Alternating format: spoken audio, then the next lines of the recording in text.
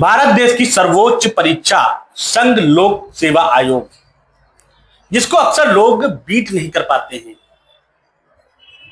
सीतापुर के अबूजर अंसारी, जिन्होंने इस परीक्षा को बीट किया और सीतापुर जनपद का नाम रोशन किया, हमारे साथ बातचीत करने के लिए मौजूद हैं अबूजर अंसारी जी। सबसे पहले तो आपको बहुत बहुत बधाई। Thank you. और सबसे पहले हम अबूजर जी से पूछेंगे कि यूपीएससी में चयनित होने के लिए जो सफलता मिली, उसका मूल मंत्र क्या है? मुझे लगता है कि सबसे ज्यादा जरूरी इस एग्जाम के लिए आपका हार्डवर्क, पेशेंस और परसिवरेंस है कि कंटिन्यूअसली आपको काम करते रहना है और जो भी चैलेंजेस आते हैं उनका डट के सामना करना है और उसे सीखना है कि अच्छा ये मेरा स्टेज नहीं हुआ अगर एग्जाम में तो क्यों नहीं हुआ, क्या गलती रही, उसको सुधारना, अगले स्टेप पे बढ़ना है। और आगे स्टेप में भी अगर कुछ गड़बड़ होती है तो कंटिन्यूअस इंप्रूवमेंट करते रहना है, सेल्फ एनालाइज करते रहना। मुझे लगता है ये बहुत ज्यादा जरूरी है। विद्यार्थी जीवन से लेकर जी।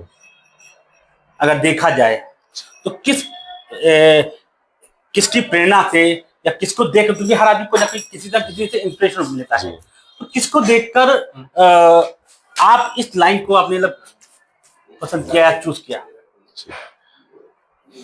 शुरू में तो मेरी मदर और फादर का बहुत ज्यादा मोटिवेशन था। उन्होंने मुझे बताया कि एक ऐसा ऑफिस होता है कि जो सिविल सर्विसेज ऐसा प्लेटफॉर्म है जहां से आप सोसाइटी के लिए बहुत बड़ा इम्पैक्ट कर सकते हैं। इसके साथ साथ हमारे डिस्ट्रिक्ट में कुछ डीएम सर्स पोस्टेड रहे हैं। जब मैं स्कूल के टाइम था तो मैं उनके काम को पढ़ता था न्यूज़पेपर में, तो वो मुझे बहुत मोटिवेशन मिलता था कि अच्छा ये एक ऐसा ऑफिस है जहां से मैं बहुत से लोगों के लिए मदद कर सकता हूँ। अपने काम से जो रोजमर्रा मेरा काम होगा उससे बहुत से लोगों की जिंदगी में थोड़ा सा इम्पैक्ट करूंगा तो मुझे बहुत सेल्फ सेटिस्फैक्शन होगा।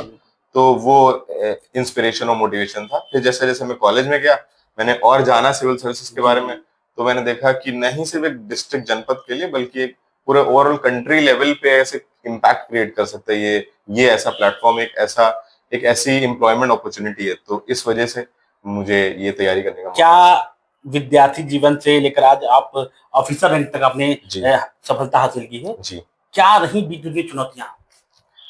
इतनी, क्योंकि मेरी जर्नी बहुत लंबी रही जी। तो मैं बहुत बार इस एग्जाम में फेल हुआ जी। तो उस एग्जाम में फेलियर के बाद वापस खड़ा होना सबसे बड़ा चैलेंज होता है कि आपको क्या अगला अटेम्प्ट देना है, क्या या आपको वापस से प्राइवेट सेक्टर में ज्वाइन कर लेना चाहिए, कुछ एम्प्लॉयमेंट सीख करना चाहिए। सबसे बड़ा चैलेंज तो ये रहता है। दूसरी बात, क्योंकि एग्जाम इतना रिगरस है तो रोज आपको पढ़ना होता है। आपको कभी कभार सक्सेस बहुत दूर दिखती, एग्जाम रिजल्ट बहुत दूर दिखता है, वेग दिखता है, तो उस वेगनेस में भी आपको एक होप देखनी होती है। तो मुझे लगता है वो भी बहुत जरूरी है कि उसमें आप पॉजिटिव एनर्जी के साथ रहें। आपकी माता पढ़ाती हैं जी जी। क्या हम माने कि जो, क्योंकि हर आदमी के पीछे, सफलता के पीछे किसी न किसी का हाथ होता है, तो सबसे जो हाथ जो आप बता रहे हैं किसका अहम हाथ है? बहुत बड़ा हाथ मेरी मम्मी का ही है, क्योंकि उन्होंने सबसे पहले मुझे मोटिवेट किया। फिर मेरे फादर रेगुलरली मुझे पुश करते रहते हैं कि अच्छा नहीं हुआ कोई बात नहीं, अगला अटेम्प्ट देना है, या आज अच्छी पढ़ाई नहीं हुई कोई बात नहीं, कल कल और पढ़ लेंगे, कल और कर लेंगे और बेहतर कर लेंगे। इसके साथ मेरे दोस्तों का बहुत ज्यादा उसमें रोल रहा है। उन्होंने मुझे हर वक्त पे कोशिश की है कि मैं कभी भी एनर्जी में डाउन ना हो, और जो भी मुझे जरूरत पड़ी है उन्होंने ध्यान रखा है कि मैं अच्छे तरीके से पढ़ाई करता रहूं और एंड में मैं रिजल्ट तक पहुंच सकूं। अक्सर विद्यार्थी जी रुचि दिखाते हैं कि जो उनके आइडल हैं जी, या जो अब आप चयनित हुए हैं, तो लोग और विद्यार्थी सोचते हैं कि आपकी पढ़ाई का शेड्यूल, आपके खेलने का शेड्यूल, आपके खाने का शेड्यूल, किस प्रकार से आप जीवन में और जो आज सफलता आपने प्राप्त की उसके बीच का जो आपने शेड्यूल बनाया, जो एक समय सारणी बनाई, वो क्या रही होगी? शेड्यूल मेरा मैं सुबह पूरा दिन का शेड्यूल कर लेता था कि ये करना है। ज्यादातर मेरा उसमें पढ़ाई का ही रहता था कि ब्रेकफास्ट से पहले इतना टारगेट कर लेना है, लंच तक के इतना कर लेना है, फिर शाम की चाय तक के इतना कर लेना है, डिनर तक इतना और डिनर के बाद इतना। तो वो मेरे हिसाब से होता था। हर स्टूडेंट का अलग हो सकता है, उनको कितना पढ़ना है, कितना घंटे मैंने ऐसे स्लॉट नहीं किए थे, बट मेरे टारगेट्स रहते थे कि 5 टॉपिक अगर करने हैं तो उस हिसाब से। इसके साथ साथ मैं टेबल टेनिस खेलता रहता था कभी कभार। जहाँ मैं दिल्ली में रहता था वहां पे फुटबॉल ग्राउंड था, तो कभी कभार फुटबॉल खेल लिया दोस्तों के साथ, या टहलने चले गए शाम को। लेकिन वो सब वो इसलिए उसका मूड रहता था कि पढ़ाई में रिफ्रेशमेंट हो जाएगा तो वापस से और एनर्जी से पढ़ सकेंगे। तो पूरे दिन का स्केड्यूल यही रहता था कि पढ़ाई करनी है, बट साथ में एक्स्ट्रा एक्टिविटीज के साथ मोटिवेटेड उन विद्यार्थियों के लिए एक छोटा सा मैसेज जी, जो यूपीएससी की तैयारी कर रहे हैं या कोई अन्य तैयारी कर रहे हैं, उनके लिए एक छोटा सा मैसेज।